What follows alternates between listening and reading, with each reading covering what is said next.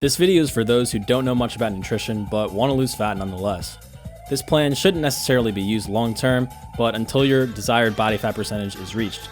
We will make this easy, simple, effective, with 3 things to do, 3 things to avoid, plus some bonuses. No calorie counting required.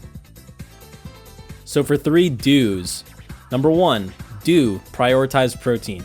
Eat ruminant meats like beef, lamb, bison, etc., as well as eggs, dairy, and fish with the natural fat. These foods should make up the vast majority of your diet. Eat lean chicken, turkey, and pork, as the fats that come with these types of proteins are low quality. This means to limit chicken thighs, bacon, or other fatty types of these animals. The more whole food protein, not from protein shakes, the better. Dairy can be easy to overconsume and is often a source of allergy. You'll have to see if you find yourself binging on or reacting to dairy. If so, cut it out. But if you can manage eating dairy in moderate amounts with no adverse effects, include it in your diet. Number 2, do eat natural saturated and monounsaturated fat. This means eating the fat that comes with the aforementioned protein foods, and not adding extra oils or butter to your meals. You may use butter or other fats to cook in, and these should be animal fats like tallow, ghee, and butter, or tropical oils like palm, olive, and coconut oil. Number 3, do eat to satiety when you are hungry. You are never going to be able to sustainably lose fat if you are constantly hungry. Fortunately, the high protein and saturated fat foods should have you satisfied hours after your meal. Snacks are discouraged since I guarantee you aren't snacking because you're hungry, you're probably just bored. If you are hungry, then eat a full meal with the foods mentioned. Once you're comfortable eating larger meals less frequently, you can incorporate windows of fasting into your regimen in which you don't consume any calories. Now time for 3 don'ts. Number 1, don't eat excess polyunsaturated fat. This means avoiding vegetable oils like canola, soybean, corn, and others like the plague. Restaurants almost always cook in these kinds of oils, so it's best to prepare your own food as often as possible. In short, if the fat comes from a cow or another ruminant animal, or from a fruit, then it's good. If it comes from a seed or a bean, then run. Condiments like mayonnaise, ranch, peanut butter, and other sauces are likely packed with these oils and should be avoided. You may be able to find versions of these condiments that use better fats, so if you can, then it's fine. Just don't go overboard with it. Foods like nuts and seeds are incredibly easy to overeat and have high polyunsaturated fat content, so they should be avoided. Seafood also has high polyunsaturated fat content, but it can be included in the diet once or twice per week. We recommend smaller fish or shellfish for their lower heavy metal content, such as shrimps, clams, mussels, oysters, sardines, and salmon. Number 2, don't eat direct sources of carbs. Rice, potatoes, grains, and others are off the menu.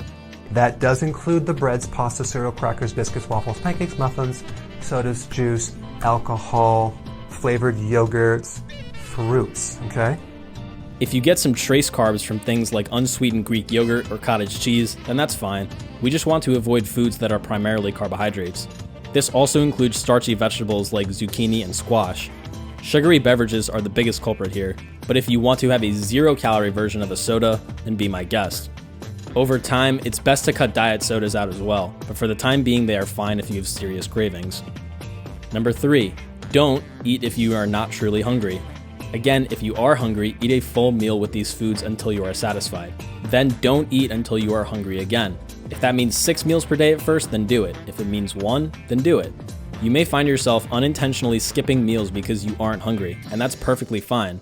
When your metabolism regulates, you should find yourself eating bigger meals less frequently, and getting to this point without starving yourself is key.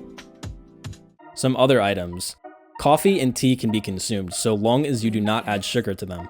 Black versions of both of these are the best. Carbonated or lemon water are totally fine too. You can have these in your fasting window if you choose to fast. You can eat non-starchy vegetables like broccoli, Brussels sprouts, and leafy greens if you so choose. I don't know why you would want to, but you can. Remember, you should not be adding oil or butter to your food, so I doubt you'll have the urge to eat steamed broccoli.